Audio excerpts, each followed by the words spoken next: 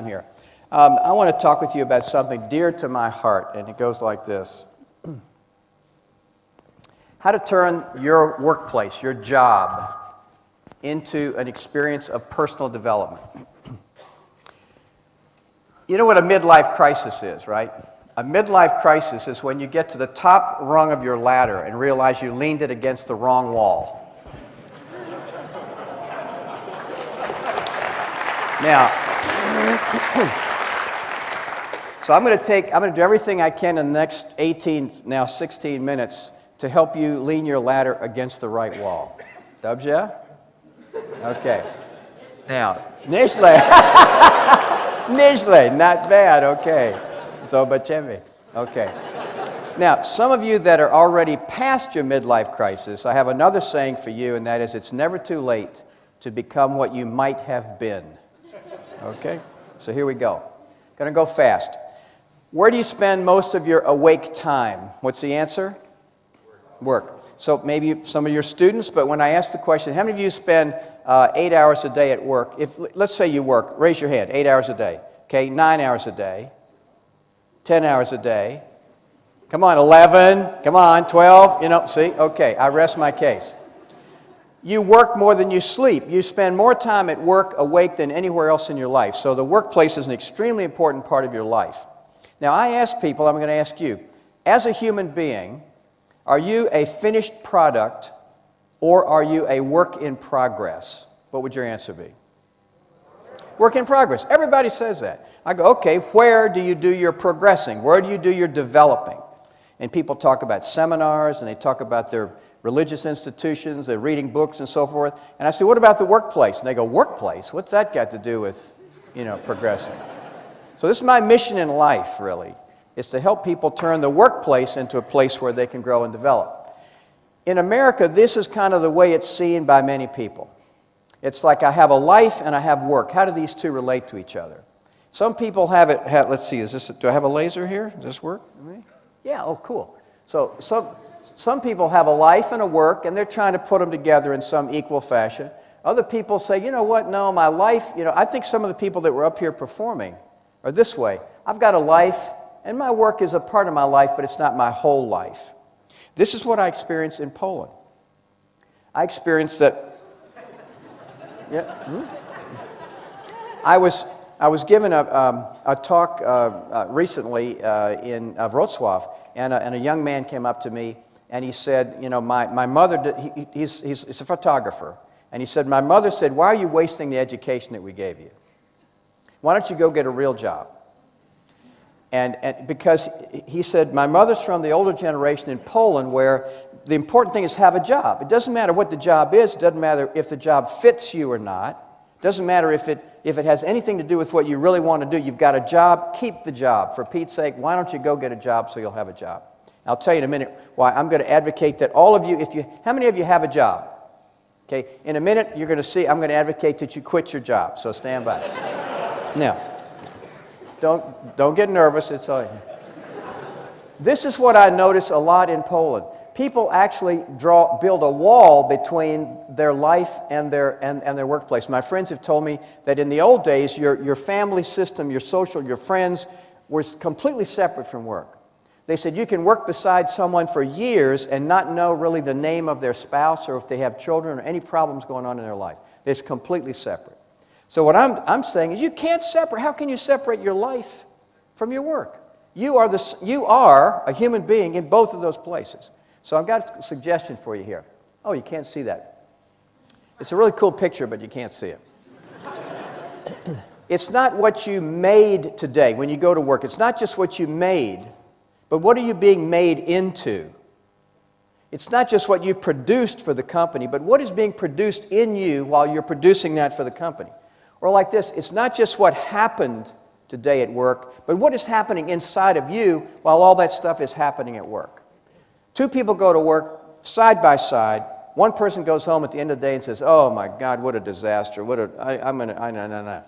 The other person working right beside them goes home and says, man, I really learned a lot. This is incredible. So everyone gets the experience. Some get the lesson. My favorite quote from T.S. Eliot, I'm going to rip through some of this. I think we show up with an assignment of 3 parts. Discover who we are, express it into the world in such a way that it makes a creative difference. Now, I'm going to suggest that you turn your job, your workplace, into a classroom or a dojo. I do a little Aikido. It's like a place where you can practice being who you are. Why not? Your faculty is waiting for you every day. And the faculty are those idiots you have to work with. You know, in fact, the worst person there is your most important teacher, but that's the advanced class, okay? The curriculum is all that happens to you all day long. I know the word in Polish, but I'm not supposed to. They told me not to say it. But it's all the stuff that happens to you during the day. That's your curriculum. And you know what? There are no grades except what happens inside your body when you go home at the end of the day. That's how you measure what happens at work. And there is a final exam, but by then it's too late. A job, by the way, the word job comes from the Old English word gob, which means a lump of something. So in the old days, you took stuff from here and you moved it over here. You got paid by how many lumps or gobs you moved from here to here. So in, out, in, out. Today, in basket, out basket. In basket, out basket. All day, every day. No matter where you are, at whatever level, you take stuff in, you move it over here. You take stuff in, you move it over here. That's a job. Personally, I don't want to have a job. If that's a job, I don't want one, okay? I recommend that you not have a job, but you look for your work. What is your work? What is the work that you're here for? Work comes from the Greek word for erg, which I think, I'm going to look at my physics man here, I think is how many calories does it take to move 1 gram, 1 centimeter, if I remember my physics right, 101. Is that close enough? Yeah, nieźle. I don't know. So work got switched from erg to werk in the Old German, which then became our word work. So work is energy with a direction. It's purposeful energy. So personally, I think you should quit your job and find your work. Okay? It's very important. Seriously, very important thing to do. Now, I want to tell a story about this real quickly. I was doing an executive seminar for a woman who ran a big corporation in Seattle and her team of vice presidents. Her name was Charlotte. We'll call her Charlotte. And behind her back, they called her the Dragon Lady. Okay? So Propolsku? How do you say Dragon Lady, Propolsku? Yeah, like that. Okay. And so at this point in the seminar, she says, John, this is all sweet and wonderful, but what has this got to do with leadership and running this organization? And I said, well, okay, what would you do with your life if you didn't have to come to work every day? She said, I'd go home and play with my grandchildren. I said, okay, let's go with that. And I said, one of the vice presidents, would you come up here to the easel and take some notes? So they went up to the easel, flip chart. And I said, tell us, what is this about your grandchildren? She said, well, first of all, I have to get the house ready. What does that mean? Well, I want to make sure it's safe. I want to make sure that there's some interesting things there for them to do. I want to make sure they have enough food and things to do. And then I have to get myself ready. I got to have the right attitude. Well, what is that? Well, I got to be ready. I got to show them how much I care about them and so forth. And all this is getting written down.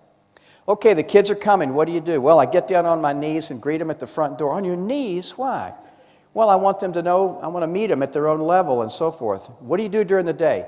Well, I just follow them around and hope they're okay, and if I get a chance to teach them something, I'll do it. And all this is getting written down.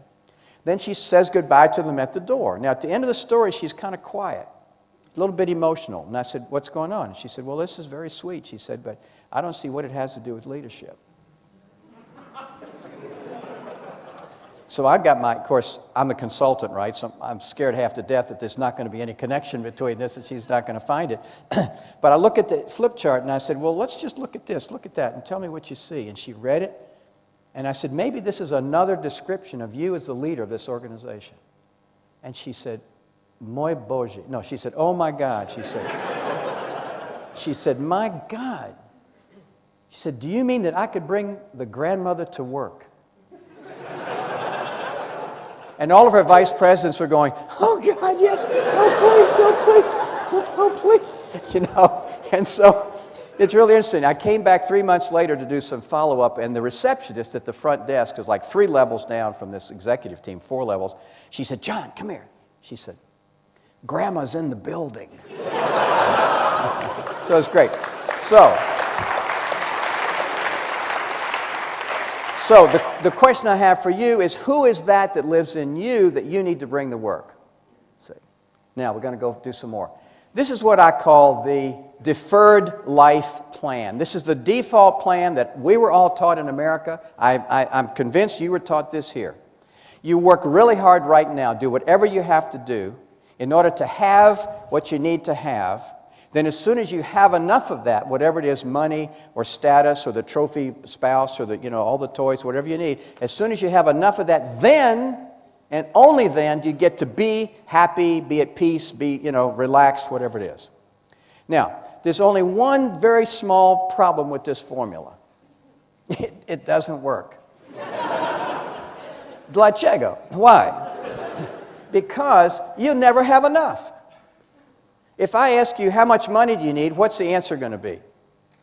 A little more than I have now. I mean, everybody says that. So you can never have enough. If you make your being happy, relaxed, or at peace contingent on anything, you'll never get there. Salespeople understand this. Salespeople understand this. They make the sale, how do they feel? Nieźle, right? No. Dobrze, bardzo dobrze, fantastycznie, zaya fajnie. Okay? Now, I've just used all the Polish vocabulary I have there. Now. And then how long does that feeling last? Till the next phone call, And then it's gone again. This doesn't get you there. I'm proposing something extremely radical, which is to turn the whole thing around and let what you do be an expression of who you are, and then you get feedback from the world in the form of money, but who cares? Because you're starting from the place that what you're doing is an expression of who you are. Dobrze? Okay. Rozumiesz? Okay, cool. Now, I want to talk about this word right here, tov. I'm going to go back to my roots in the creation story in the book of Genesis, okay? Now, the Native American storytellers in America will always say, now, I don't know if the story happened exactly this way, but the story is true. So, I'm almost positive that it didn't happen exactly this way, but the story is true. At one point it says, the Lord created the oceans and then looked and saw that it was, what? Good. Must be some Lutherans in the room here, so anyway. So that's a terrible translation for that word. The word is tov in Hebrew. Mazel tov, comes lots of tov. A better translation is the Lord created the oceans and looked and said, yes, yes, talk. That's what I'm talking about. That's what I'm talking about. Yeah.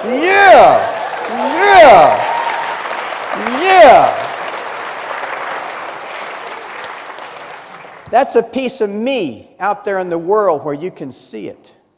You want to learn something about me? Look at my ocean. That's tov. That's tov. My daughter, let me do it this way. Oh, you can't see my daughter Emma. Oh, that's so sad. My daughter Emma is 23. She's going to school in Paris, France, studying theater, dance, and voice. And she started dancing when she was, could walk. And if Emma were dancing here, she would not be dancing to impress you. She would not be dancing to get feedback. She'd be dancing because she's Emma. And Emma dances. You get Emma, you get a dancer. That's it.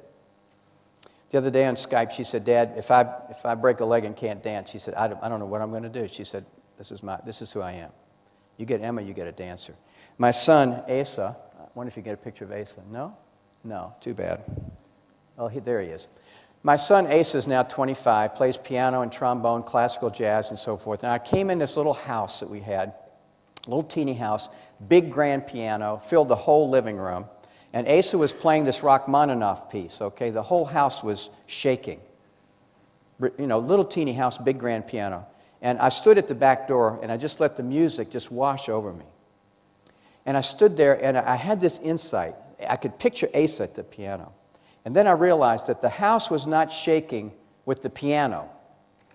The house was not shaking with Rachmaninoff. The house was shaking with Asa. Asa was filling the house.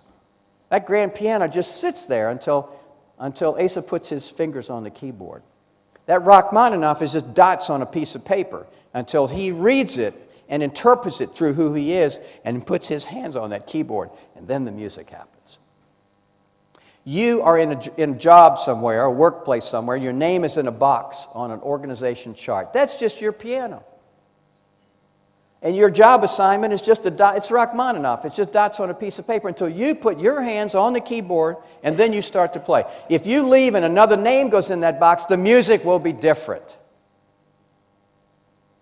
The music is your music. It has nothing to do with the job. It's you interpreting that music into the world. So my suggestion is, when you don't know what to do, go for Tov. Go for Tov.